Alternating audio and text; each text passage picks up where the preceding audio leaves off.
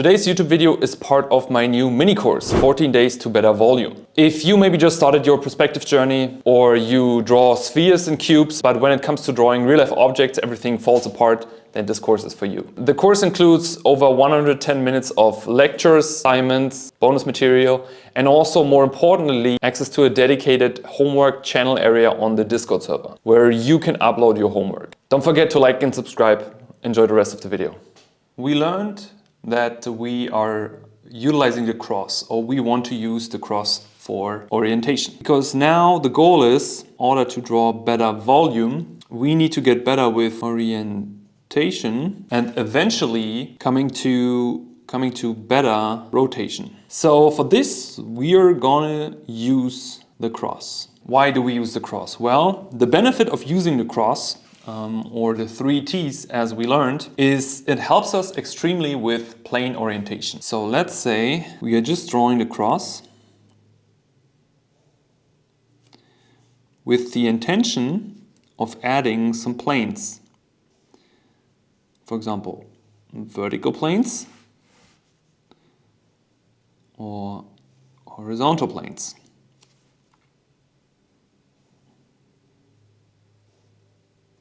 Giving also these planes a little bit of thickness.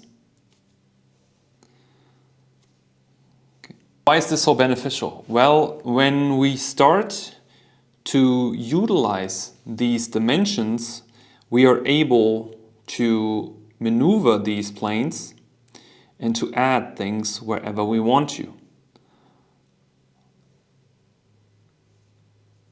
This is really helpful because, for example, whenever we intend to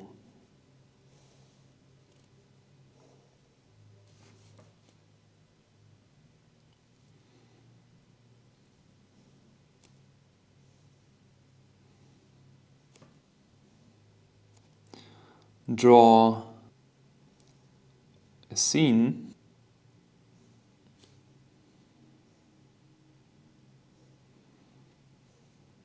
or any type of environment,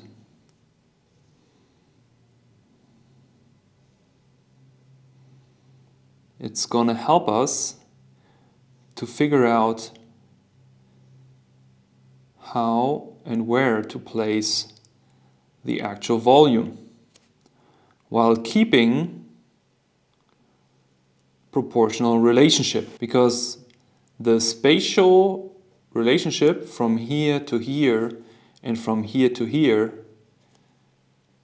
is equally important than understanding the plane change, because this is about spatial relationship. So we have plane orientation, we have spatial relationship, and that can help us to place eventually every object that we are desire to place in every circumstance or scenario. So let's say let's pretend we have more of a dynamic angle and we maybe want to place some sort of more complex form.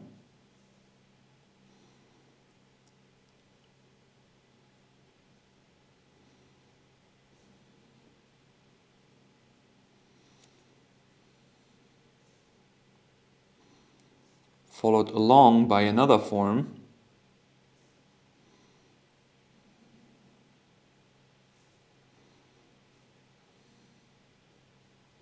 We will not have any problems whatsoever to place them correctly in perspective.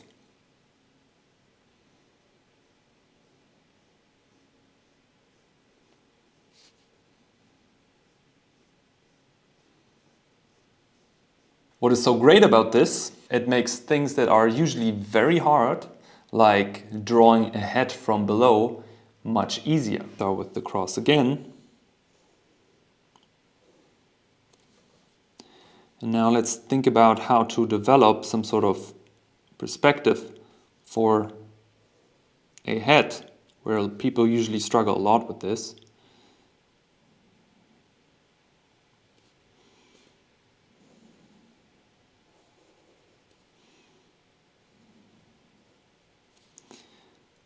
It is now way easier for us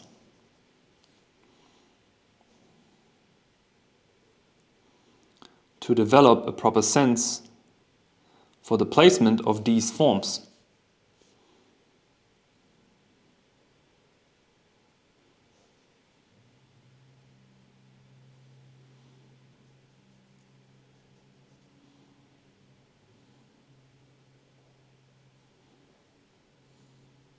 So placement and angles get much easier. Utilizing the cross with basic forms is something that you should start with. What happens when we go to orientation of a bit more complex objects, for example,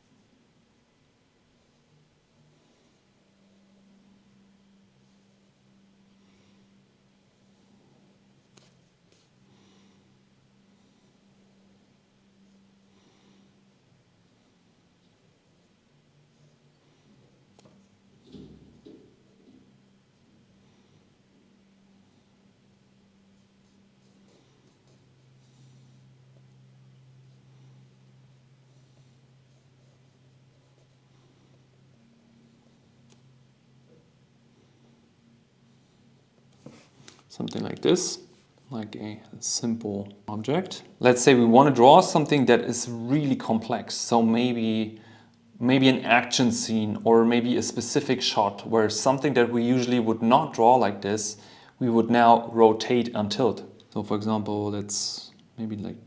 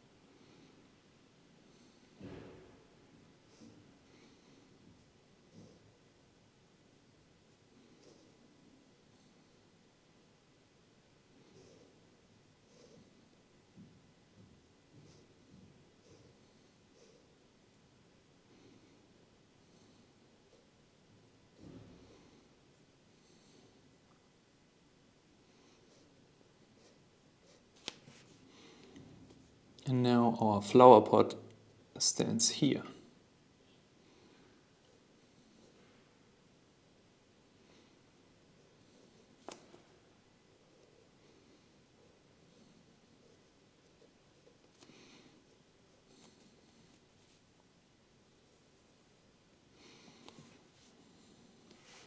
Relatively uncommon but hard angle to do, easy to place the object inside. Why? Because what we are doing, we're utilizing the cross on every moment where we add solid form. Let's go even further, because what I find really cool, and that's also why I made this tutorial, is you can also utilize it for figures. And you don't need to be a master of anatomy drawing to try that.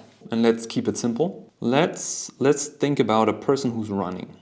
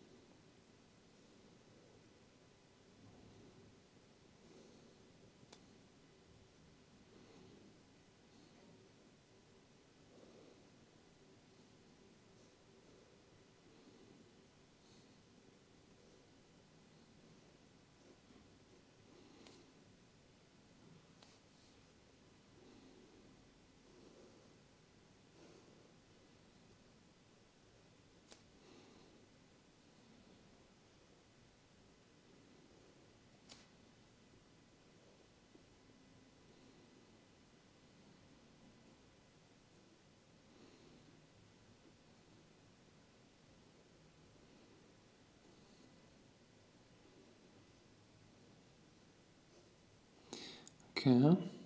Why is this so practical? Because every time I add any type of geometry to the next one, I can always pre-think about the orientation and rotation of my object. So when I started with the head, I started obviously with that cross. When I added the neck, I was thinking, how is the rotation of the neck aligned? Then when I added the arm, same principle. When I look at the elbow, I know exactly where this is going. But that also means that I can have directional change in my form. And as we know, directional change in anatomy makes anatomy always looking a little bit better and less stiff.